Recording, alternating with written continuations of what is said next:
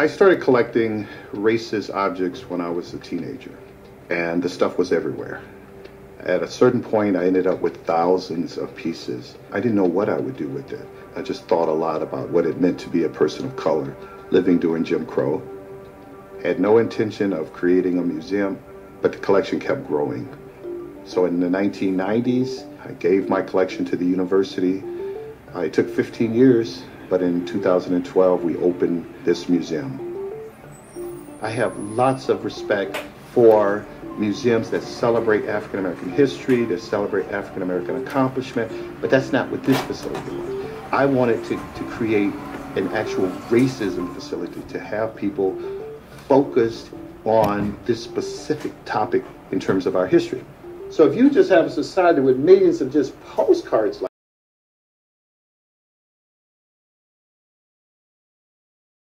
like this, does they have in the museum are about the word nigger? Which sounds kind of weird, by the way, because I'm a sociologist and we don't believe words have any inherent meaning.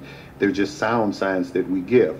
But we do believe that people, once the meanings are given, that they are shared. I mean, no piece is inherently racist. It's a racist society which will create racist objects and will racialize other objects. That's why the watermelon has a racial. There's nothing inherent about a watermelon that makes it racist.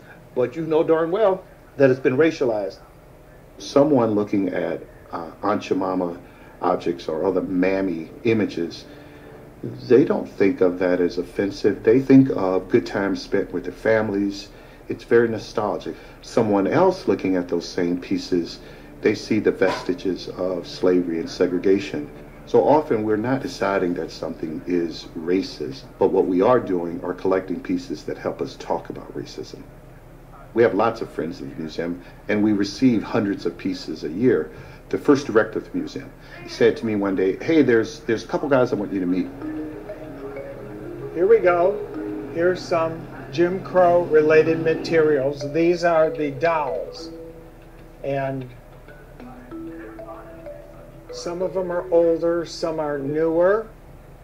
These are like 1950s. This is male cute. and female.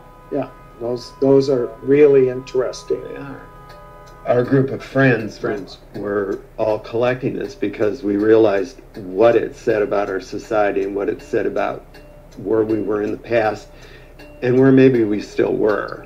When we met David Pilgrim in the whole Jim Crow Museum and all of that, it was like, finally, there's a place where we can put this. A sense of relief that we could let go of these objects so other people could learn from it. We have some understanding of bigotry. We have some understanding of being the outsider or not being accepted or being told that we are not welcomed, we can't be accepted, you have no place here. I think because we've experienced that in our own lives, because we're gay, there's a little transference there to trying to help understand the even bigger question of bigotry and then likewise racism. Wow, this is really racist. This is an ashtray where the black washerwoman, she has her one breast stuck in the wringer and so she's hollering. My God, that's also sexist. I think the Jim Crow would love that. This is the Jim Crow. This is on multiple levels. This is a wonderful piece.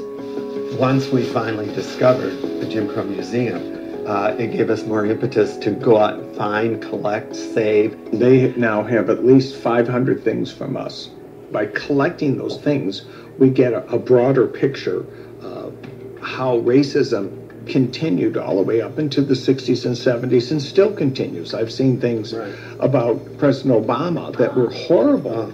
I think people who go to the Jim Crow Museum are often surprised when they see something from 2015 as racist as many of the things from 100 years ago. And we've had friends who are a complete mess after they've left because suddenly they've been confronted with the truth. For many years when I traveled, I would say that the United States, despite this history of enslavement and Jim Crow, that we are today more democratic and more egalitarian than we've ever been. And I stopped saying that about 2 years ago. I'm not suggesting that we are back in the Jim Crow period. Don't get it twisted. It's not like that. But what I am saying is I hear and see a level of racist rhetoric that is reminiscent of when I was growing up in Alabama under Governor George Wallace. People say they don't want to talk about race, but they're doing it all the time. But they're not talking about it in places where their ideas can be challenged.